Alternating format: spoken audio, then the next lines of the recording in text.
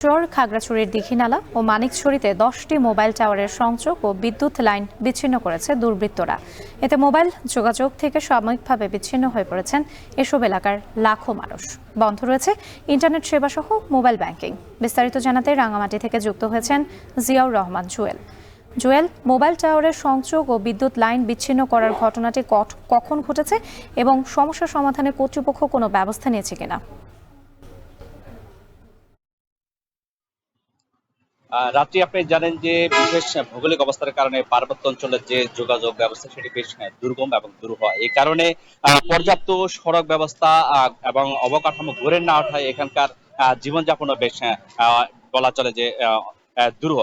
এর মধ্যে আমরা এই যে কয়েকটি উপজেলা বিশেষ করে নানিয়ারচর, দীঘিনালা এবং মানিকছড়ি এই তিনটি উপজেলায় যে গত 22শে জানুয়ারি মূলত দুর্বৃত্তরা মোবাইল টাওয়ারের 10টি মোবাইল টাওয়ারের বিদ্যুতের সংযোগ, একই সঙ্গে যে টাওয়ারের যে নেটওয়ার্কের যোগাযোগ সংযোগ রয়েছে সেটি আসলে তারা কেটে দিয়েছে।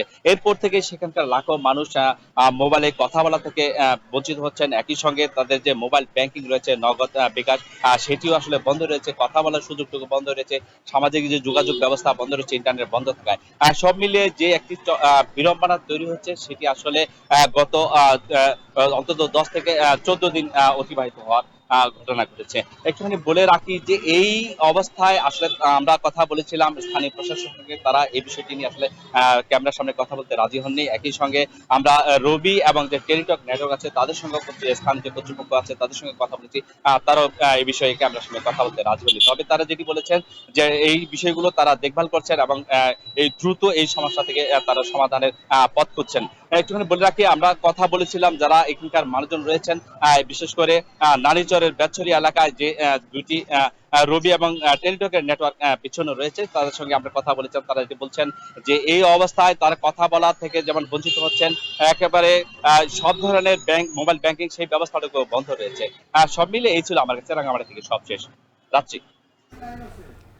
রাঙামাটিতে বন্ধ রয়েছে ইন্টারনেট সেবা। এ নিয়ে বিস্তারিত জানাতে যুক্ত ছিলেন জিয়াউর রহমান জুয়েল। ঢাকা চট্টগ্রাম মহাসড়ক